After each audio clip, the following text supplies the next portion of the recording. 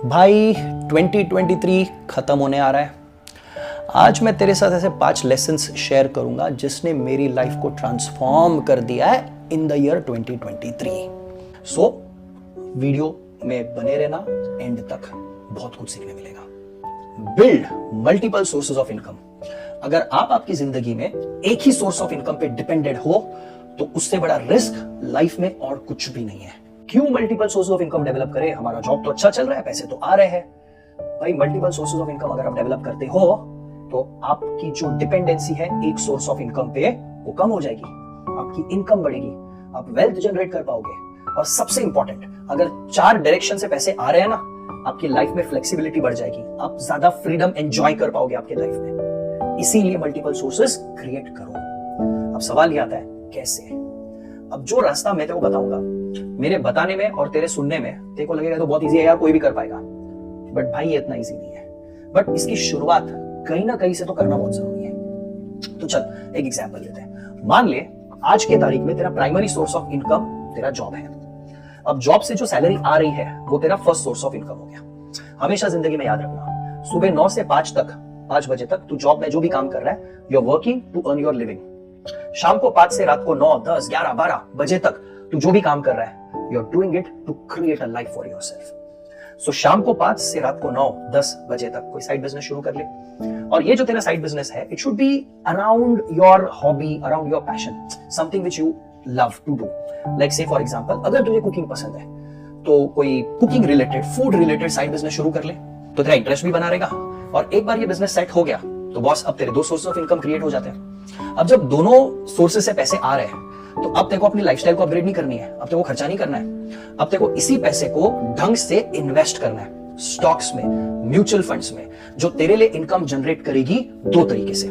एक तो in the form of dividend, and दूसरा very important in the form of capital appreciation. क्योंकि तूने खरीदे हुए स्टॉक्स, तूने खरीदे हुए म्यूचुअल फंड्स, जब इनके प्राइसेस बढ़ेंगे, बेस है पैसे तू ही बनाने वाला है। अब जब ये 3 सोर्सेस से रेगुलर इनकम शुरू हो गया है, अब क्या करना है? महंगी गाड़ी ना ना ना, अब वो पैसे को इन्वेस्ट करना है in some real estate. Real estate में जब तू इन्वेस्ट करता है तो तेरे 2 सोर्सेज ऑफ इनकम क्रिएट हो जाते हैं। एक इन द फॉर्म ऑफ रेंट, जो तेरे को हर महीने मिलता जाएगा, और दूसरा इन द फॉर्म ऑफ अप्रिसिएशन। भाई जो रियल एस्टेट खरीदी है उसकी वैल्यू भी तो बढ़ेगी, और जब उसकी वैल्यू बढ़ेगी तो अल्टीमेटली पैसा तू ही बनाने वाला है। और अब जब ये चारों सोर्सेज ऑफ इनकम तेरे लिए एक रेगुलर इनकम जनरेट कर रहे हैं, अब जाके तू अपने ड्रीम लाइफ को जी सकता है।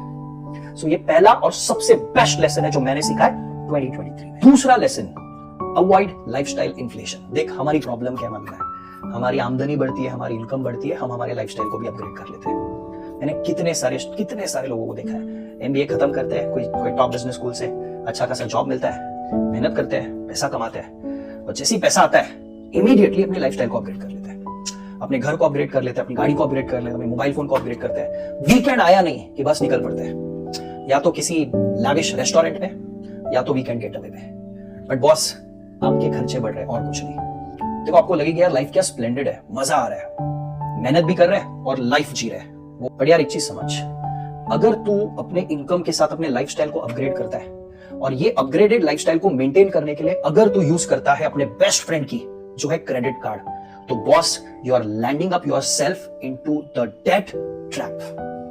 एंड ट्रस्ट मी गाइस, इस डेट ट्रैप से निकलना बहुत मुश्किल हो जाता है कभी के बार, और ये डेट आपके पीस ऑफ माइंड को छीन लेगा, आपका स्ट्रेस लेवल बढ़ा देगा।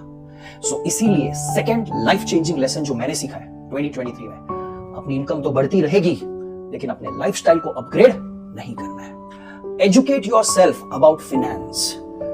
इंडिया की लिटरेसी रेट लगभग 75% है, और इंडिया की फाइनेंशियल लिटरेसी रेट हार्डली 25% है। और जो 25% फाइनेंशियली लिटरेट है उनको भी पर्सनल फाइनेंस का सिर्फ बेसिक्स ही पता है। इन डेप्थ फाइनेंशियल लिटरेसी बहुत कम लोगों में है अपने देश में। सो 2023 ने मुझे सिखाया है अपने फाइनेंशियल लिटरेसी को बढ़ाओ।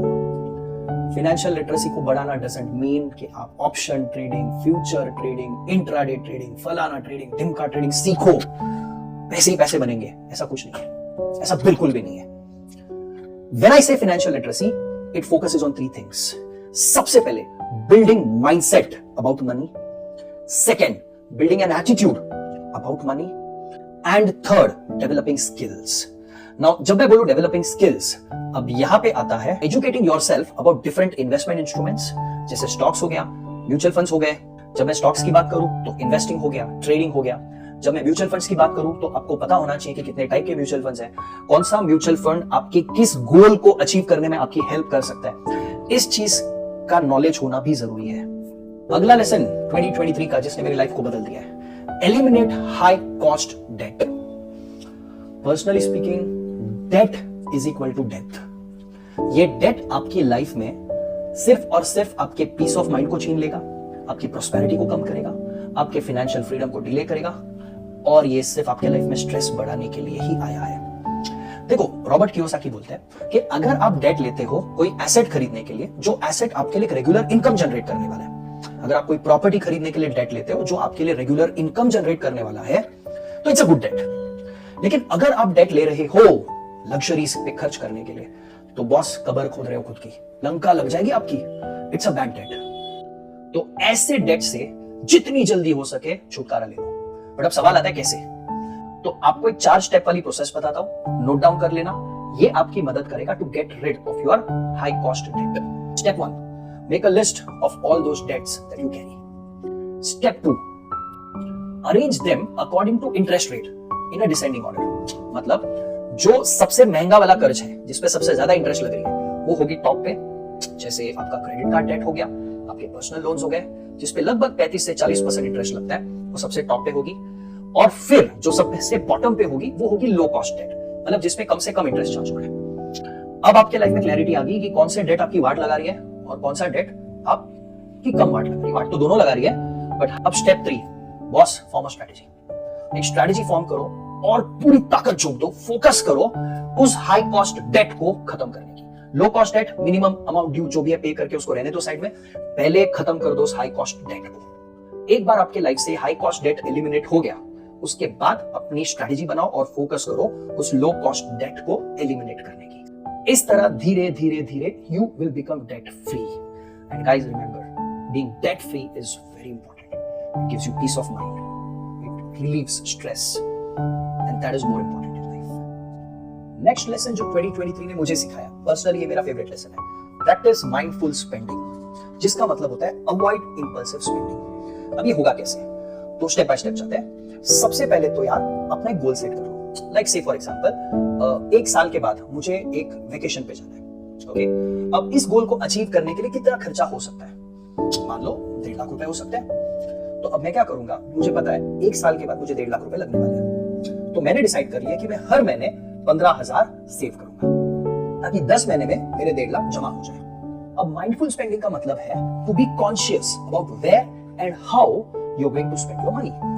सो इंपल्सिव स्पेंडिंग नहीं करना है। जब जो चीज खरीदने का मन हुआ खरीद लिया, इस चीज से आपको बचना है। आपको सिर्फ वही चीजें खरीदनी है जो आपके उस गोल, उस ड्रीम वेकेशन वाले गोल के साथ अलाइन हो। लाइक से फॉर एग्जांपल मैंने गोल सेट कर लिया, अब मार्केट में नया आईफोन आता है और मुझे भी मन करता है आईफोन खरीदने का।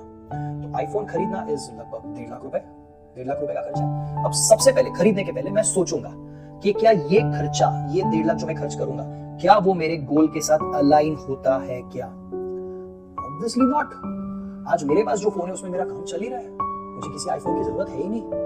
तो मैं क्यों उस आईफोन को खरीदकर मेरा जो गोल है ड्रीम वेकेशन, उसके साथ कॉम्प्रोमाइज करूं? तो इसीलिए बहुत जरूरी है इंपल्सिव स्पेंडिंग से बचो और माइंडफुल स्पेंडिंग की तरफ बढ़ो।